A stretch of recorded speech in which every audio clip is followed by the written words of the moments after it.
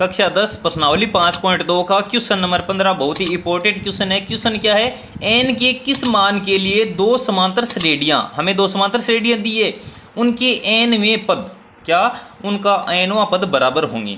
दोनों समांतर श्रेणियों के लिए एनवें पद बराबर होंगे कब कि एन के मान, कौन से एन के मान के लिए वो बराबर होंगे। हमें करना क्या है, दो समांतर श्रेणियां दी हैं, उनका पहले हम क्या करें, उनका एनवां पद निकालेंगे। एनवां पद पहली का निकाल लिया, फिर दूसरी का निकाल लिया, उन दोनों को बराबर कर देंगे और फिर उससे क्या करेंगे, एन का मान निकालेंगे। दोनों बराबर होने के बाद क्या आएगा हमारे पास है, एक एन का मान आएगा, कुछ भी आ सकता है, 10, 11, 12, 13, 14, 15, 50, 100, 150, 200 कुछ भी आएगा। तब हम बोल देंगे कि एन के किस मान के लिए पूछा है, तो बोल देंगे कि एन के इस मान के लिए दोनों समांतर श्रेणियों के एनवें पद बराबर होंगे।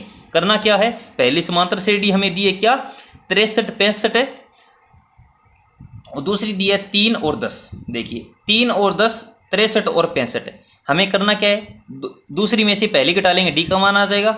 और 2 नंबर श्रेणी क्या है, 10 में से 3 घटा लेंगे, डी का मान आ जाएगा। प्रथम पद 3 है और पहले का प्रथम पद क्या है 63 है।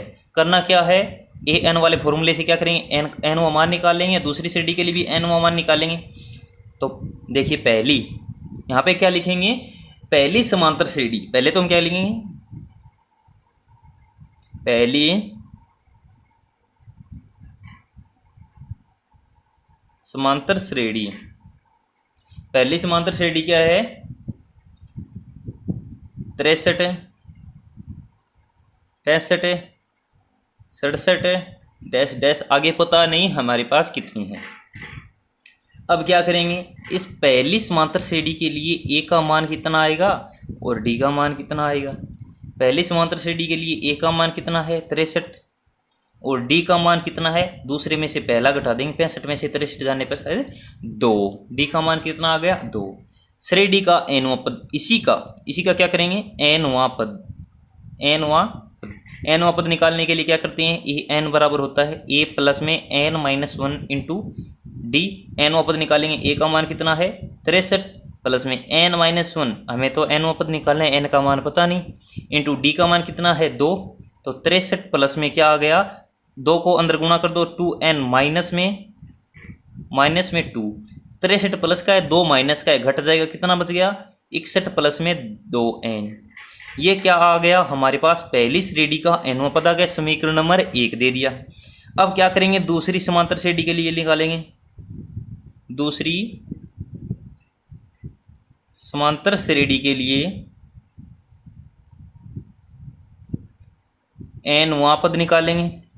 पहले हम दूसरी समांतर श्रेणी लिख लेते हैं, क्या है 3, 10 और 17 डैश डैश चलती जाएगी, कहाँ तक जाएगी पता नहीं है।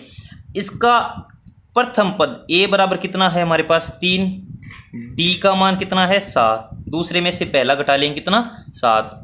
करना क्या है, वही हमारा तरीका, एनवां पद निकालेंगे इस श्रेणी का, क्या एनवां पद किसका, इसी दूसरी श्रेणी का एनवां पद निकालेंगे। तो ए एन बराबर क्या जाएगा, A plus N minus 1 into D. A का मान कितना है 3 प्लस में एन माइनस 1, तो एन माइनस 1 इंटू डी, तो डी की जगह मान लिख दो 7। क्या करेंगे, 3 की जगह 3 प्लस में 7 का अंदर गुणा करेंगे तो 7n माइनस में 7, माइनस का 7 है, यहाँ पे प्लस का 3 है, घट के किसका हो जाएगा, माइनस का 4 बच जाएगा। क्यों, क्योंकि माइनस की संख्या बड़ी है, तो यहाँ पे बच जाएगा माइनस का 4, यहाँ पे है 7n, तो 7n माइनस में 4 आ गया हमारे पास क्या, दूसरी श्रेणी का एनवां पद। इसको समीकरण नंबर दे दो 2। प्रश्नानुसार देखो क्या प्रश्न में बोला था,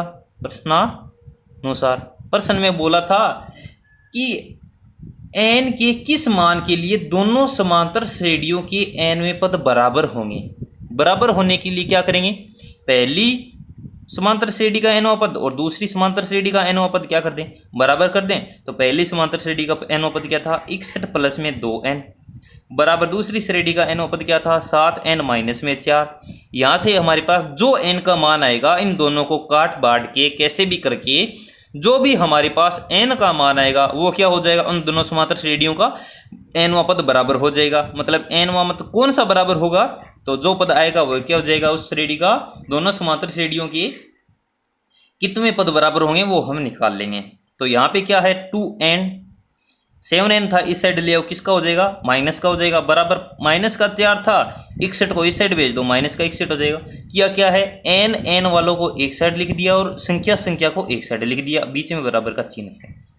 यहाँ पे माइनस का 7n है, प्लस का 2n है, कितना बच जाएगा, 5 6 7, कितना बच जाएगा, माइनस के 5n बच जाएंगे। क्यों, क्योंकि 7 में से 2 को घटा दिया, कितने बचे, 5, और बचेंगे किसके, माइनस की, क्योंकि माइनस की संख्या बड़ी है, ये तो आपको पता ही होगा। बराबर में माइनस के 4 है, माइनस के 61 है, माइनस के कितने हो जाएंगे, 65 हो जाएंगे। यहाँ से माइनस कैंसिल हो जाएगा, या फिर इसको भाग देने पर कैसे भी करके आपको बस एग्जाम में ऐसे काटा नहीं लगाना है, इसको छोड़ देना है, डायरेक्ट माइनस से माइनस को दोनों साइड से क्या कर देना है, छोड़ देना है। ऐसे लगाओगे तो कहीं ना कहीं वो कुछ ना कुछ गलत हो जाएगा, क्योंकि ऐसे कटते नहीं, क्या करते हैं, दोनों तरफ माइनस से भाग देते हैं। सही तरीका इसका क्या होता है कि हम यहाँ पे लिखेंगे कि दोनों पदों में माइनस से डिवाइड करने पर, दोनों तरफ है माइनस का भाग देने पर, तो यहाँ पे माइनस का भाग दें तो माइनस से माइनस कैंसिल हो जाएगा, यहाँ पे माइनस का भाग दें तो माइनस से माइनस कैंसिल हो जाएगा। या फिर हम ऐसे भी इसको छोड़ सकते हैं, एग्जामिनर हमसे ये नहीं पूछता कि आपने काटा कैसे, बस आप छोड़ दीजिए, वो अपने आप समझ जाएगा। तो यहाँ पे 5 है ना, यहाँ पे 65 है, तो n के गुणा में क्या था,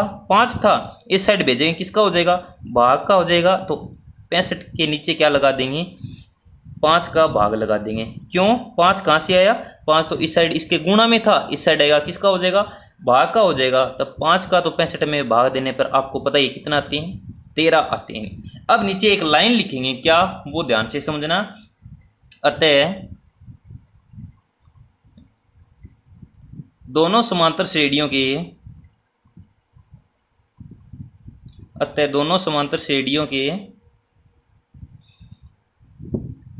13वें पद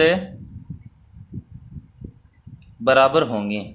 समझ में आ गया ना कुछ, क्या समझ में आया है, दोनों समांतर श्रेणियों के कितने पद बराबर होंगे, 13वें पद बराबर होंगे। मतलब है, आपको समझाता हूं, जो पहली हमारी समांतर श्रेणी थी और दूसरी हमारी समांतर श्रेणी थी, इसका हम पहला पद ये है, दूसरा पद ये है, तीसरा पद ये है, चौथा, पांचवा, छठवां, सातवां, आठवां, नौवां, 10वां, 11वां, 12वां, 13वां पद यहाँ पे आएगा मान लो, और इस समांतर श्रेणी का भी 13वां पद मान लो यहाँ पे आएगा। तो वो जो 13वां पद होगा वो इसका और इसका क्या होगा, समान होगा, मतलब बराबर होगा। यही क्वेश्चन ने पूछा था कि कौन सा पद बराबर होगा। तब हम ऐसे तो निकाल नहीं सकते ना कि ऐसे निकालते जाए, क्या पता 100वां पद बराबर हो, तो हम 100 पद थोड़ी ना लिखेंगे, हमें करना क्या है, फॉर्मूला लगा के हमने दोनों को बराबर कर दिया। ये क्वेश्चन में पूछा था। अगर हमें ये पता होता कि 13वां पद बराबर आएगा तो हम तो भाई संख्या ही लिख लेते, इतना लिखने की जरूरत ही नहीं है। तब एग्जाम में, हमारे 10th क्लास की एग्जाम में तो ये पूरा फॉर्मेट करना जरूरी है, पूरा ऐसे कॉन्सेप्ट आपको समझाना पड़ेगा। बुक में नोट, आपको परीक्षा में बुक में आपको कॉपी में लिखना होगा। लेकिन कंपटीशन की एग्जाम में अगर ऐसा क्वेश्चन आ जाए तो उसका क्या करेंगे, हम ऐसे अपने माइंड में सोचेंगे कि इसका कौन सा पद बराबर आ सकता है। देखो यहाँ से देखिए 65 और बढ़ रहे हैं, यहाँ से 10 और 7 7 बढ़ रहे हैं, ऐसे 4 4 बढ़ रहे हैं, तो ज़्यादा ये चली जाएगी इसके बराबर, तो कितने पद तक चली जाएगी, तब 12वां पद 13वां पद यहाँ पे जाएंगे तो हमें पता चल जाएगी 13वां पद बराबर है। और इस प्रकार भी हम निकाल सकते हैं।